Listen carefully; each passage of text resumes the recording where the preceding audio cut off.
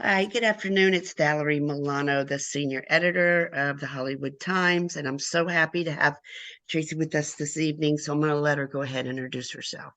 Yeah, hi, I'm Tracy Droz Tragos. I'm the producer and director of the documentary Plan C. Wonderful. Very important film. Just wow. Powerful documentary on the abortion pills and access to abortion.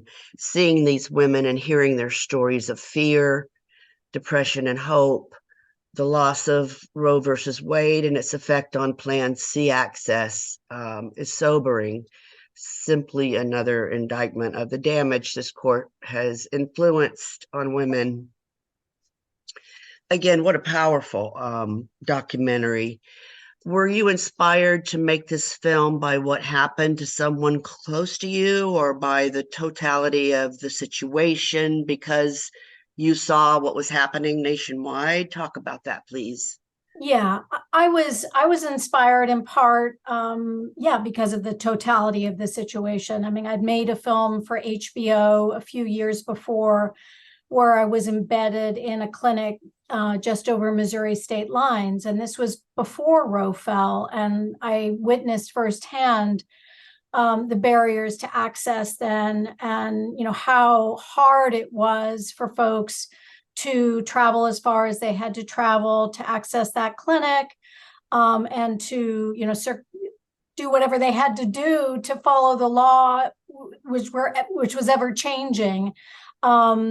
And so when Kavanaugh was appointed to the Supreme Court in 2018, it looked like the writing was on the wall that Roe would fall. And I wanted to understand what folks were doing to prepare for that, for things to get even worse. It must have posed a real challenge to find people, doctors and patients, willing to talk to you, let alone go on camera and not have identity blurred. How did you find these courageous, women, doctors and patients alike?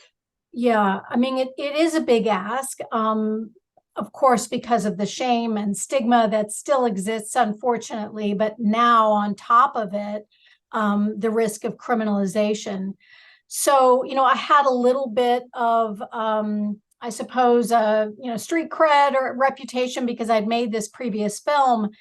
And also, frankly, I was quite upfront about my why. I mean, this was not going to be a film that was whether abortion was good or bad or whether, any of that. This was really about who was standing up during a time in history when access was, getting worse and worse. And that was my interest. So it was really like, let's follow these amazing people who are doing this work despite all. And they were doing it, they were regular people doing it out of a generosity of spirit, understanding that they're in a public health emergency. Many of them doctors who had a Hippocratic oath to, take care of people. And this was how they were taking care of people.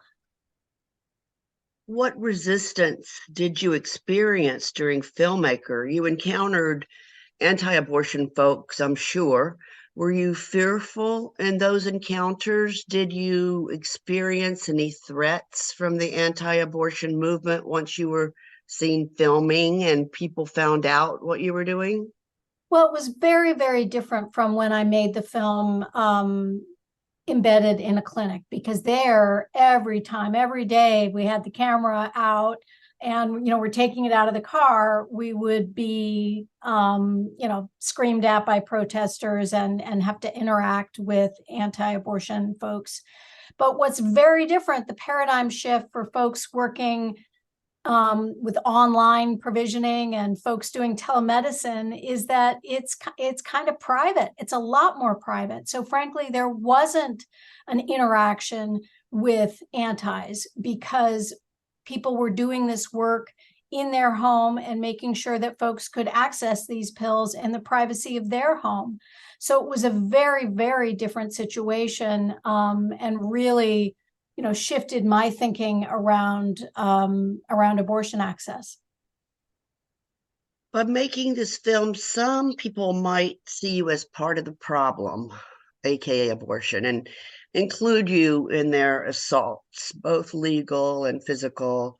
Are you afraid of any backlash to your film? I mean, I know that there are bad actors in the world. And so, it's hard to live my life thinking about them. But certainly, certainly I'm a mother. I have two kids. I have a family. I have people that I care about in my life. And and I don't want them to be in harm's way. And certainly I don't want to be in harm's way. Um, but for me, I was inspired by the people who did the work that they were doing no matter what. And I felt it was important for audiences to, get to know them as I did and be inspired by what was possible. Not so much being fear-based, but being bold and in some cases, practicing civil disobedience. Very important. The music in your film was very effective in setting a sober mood. The song over the credits was particularly powerful. I actually cried. Were either of the two songs listed in the credits written for just this film? No, but we worked with an amazing Los Angeles-based music supervisor, Tyler Boudreau, who found that, especially the end credit song, which I too fell in love with the minute I heard it. Danielle Ponder is the musician, and Amazing. she has a great story herself about how she's come to music after being a public defender for many years. So her lyrics were just sort of spot on to the bravery of the folks doing this work. So yeah, I was really happy when she said yes, that we could use it. Yeah, huge fan of hers. I know she's gotten really popular recently, mostly. So, is there anything else, Tracy, you want to talk about before we start closing out here? No, I mean, I'm excited that the film is going to be finally out digitally on November 14th. Because as much as we've had a really like robust theatrical tour with it, I know there are people who have not been able to see it, and have wanted to see it. So I'm excited that it's finally going to be out in that way. And the film is really a hopeful film. So I do hope that people will take hope from it when they have a chance to see it. Absolutely. Well, the Hollywood Times dot today is going to do our job to get it out there.